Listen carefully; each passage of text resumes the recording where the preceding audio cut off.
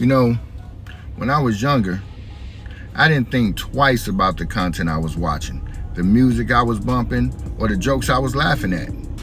Back in the day, I just wanted to be entertained like everybody else. I didn't question why every Tyler Perry movie showed black women as bitter, broken, or portrayed. I didn't ask why the only black men getting screen time were either abusive, childish, or comic relief in a dress. I didn't stop to wonder what that kind of storytelling was doing to our image.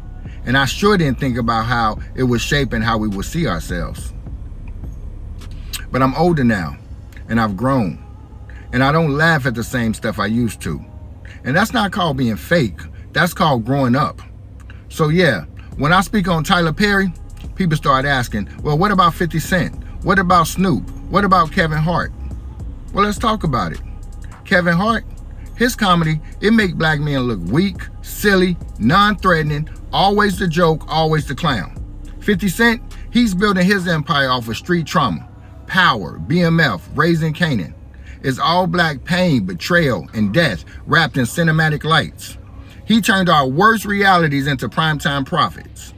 Snoop, he's a hip-hop legend, no question, but still pushing the same pimp and party lifestyle for 30 years plus. And even when he cleaned up his image, where were the positive messages? Where were the investments in content that made us proud, not just entertained by our own destruction? And let's not forget the female influencers, folks like Suki Hana, Sexy Red, women who've turned stripping, twerking, and chaos into their brand. And our young girls are watching thinking, that's freedom. That's not freedom, that's conditioning. And it's all by design. Because when you flood a community with violence, lust, dysfunction, and call it culture, you keep them stuck, you keep them divided, you keep them distracted.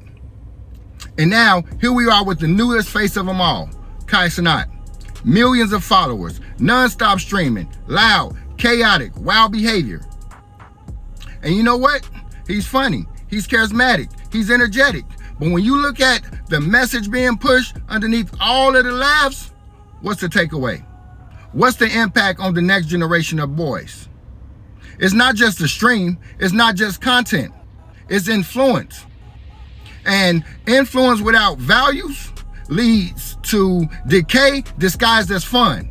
And while our kids are glued to the drama, the pranks, and the profanity, the ignorance, these platforms are cashing out.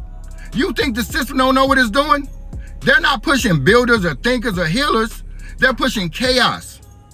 And when you try to call it out, people say, you're hating. No, this ain't hate. This is just truth with love. Because I'm not mad at the entertainers. We've all played a part.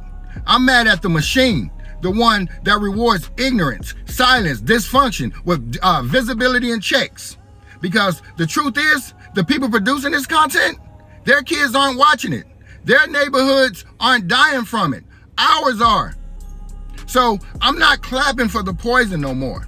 I don't care how popular it is. I don't care how viral it gets. If it's feeding confusion and failure to our people, I'm done with it. And if that makes me the villain, so be it.